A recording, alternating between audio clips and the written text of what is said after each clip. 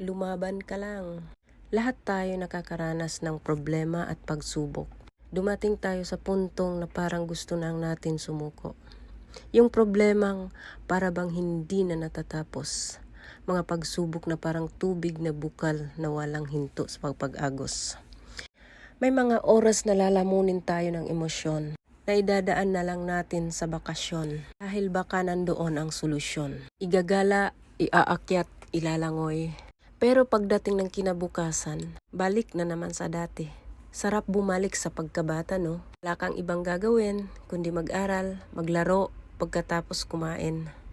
Mga larong pambata na nagpapasaya sa ating pagkabata. Ngunit habang tayo tumatanda na, nakakaranas na tayo ng problema at pagsubok. Parang kasing taas ng bundok.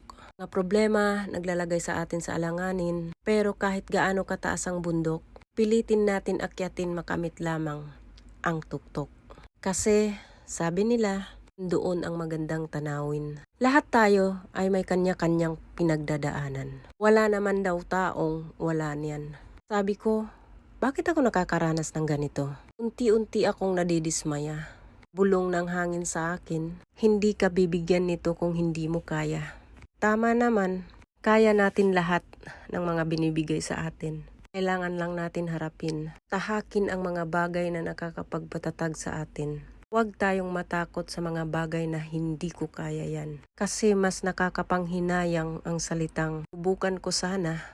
Puntong magtatanong ka sa sarili hanggang sa panaginip, ulit-ulit iisipin na nasa huli pala ang pagsisisi. Walang ibang makakatalo sa'yo kundi lubos na pag-iisip.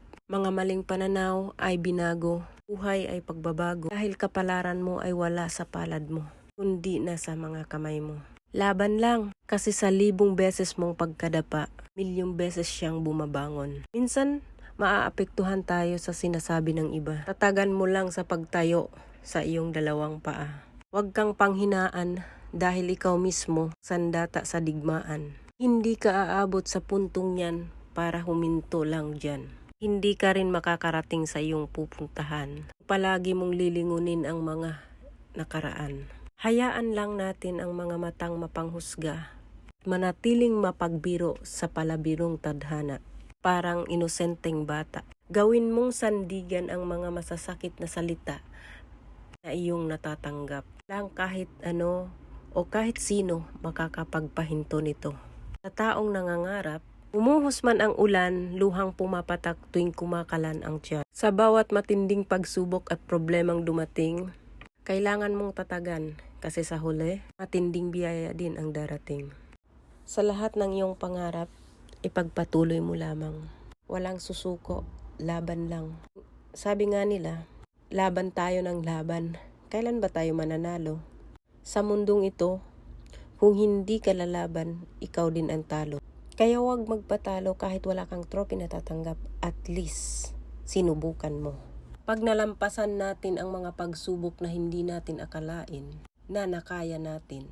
At darating ang panahon, mapapatingin ka na lang sa salamin na hindi nakayuko. At pagsasabing, buti na lang, hindi ako sumuko. Hanggang dito na lang.